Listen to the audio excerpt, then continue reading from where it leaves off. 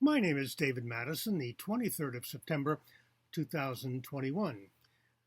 My 79th birthday, by the way.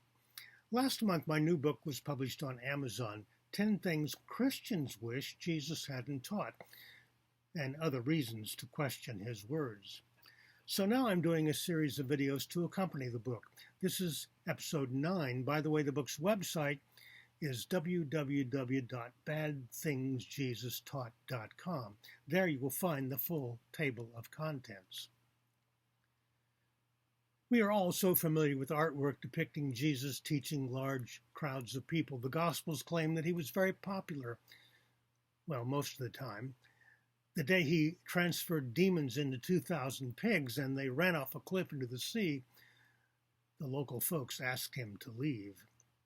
That's in the 5th chapter of Mark. But in the 4th chapter, we find something that defies reason and explanation. And that's what I discuss in the 5-page chapter 8 of my book titled, I Don't Want Everyone to Understand Me.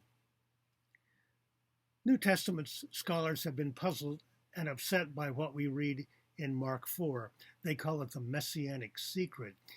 Jesus tells his close circle of associates that parables are meant to fool people, to disguise the truth about God so that they won't repent and be forgiven. And he quotes a really frightful text from the book of Isaiah about God taking horrible vengeance on people. Jesus didn't want people to repent? This is so counterintuitive. How could this possibly be the case? And the gut reaction of most Christians? They wish Jesus hadn't taught this. So there's been a lot of scholarly debate trying to figure out why Mark includes such a thing, that Jesus tells parables publicly, then explains them privately to the disciples. Also, Mark 4, verse 34 states that Jesus taught only in parables, which is hard to reconcile with what we find in John's Gospel, where Jesus doesn't speak in parables at all. This is a major example of the gospel writers being in disagreement. We are also familiar with artwork depicting Jesus welcoming, holding little children, based on the famous text Matthew 19, verse 14. In the quaint King James Version, Jesus said, "Suffer little children, and forbid them not to come unto me, for of such is the kingdom of heaven." This is usually considered a nice thing that Jesus said. But then there's Matthew 18, verses 3 and 4. "Truly I tell you, unless you change and become like children, you will never enter the kingdom of heaven. Whoever becomes humble like this child is the greatest in the kingdom of heaven." This sounds wonderful, doesn't it? Be humble like a child. You'll be the greatest in the kingdom of heaven. But that's not the way most Christians approach life.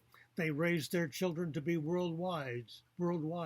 Most of the Christians that I know, but I admit I don't have much contact with evangelicals, want their kids to get good educations and thrive. They don't want them to be naive, like children. Change and become like children. Sad to say, that's always been the pitch of religious extremists, trying to keep followers in line. Don't be curious. Don't ask questions. Just believe what we tell you, like children do. When we're children, we trust parents and authority figures such as priests and preachers, and it can take a long time before we realize that there's a lot more to learn than our parents and preachers want us to know. Change and become like children. If we're looking for advice on how to make it in the world, many Christians probably wish Jesus hadn't taught this either.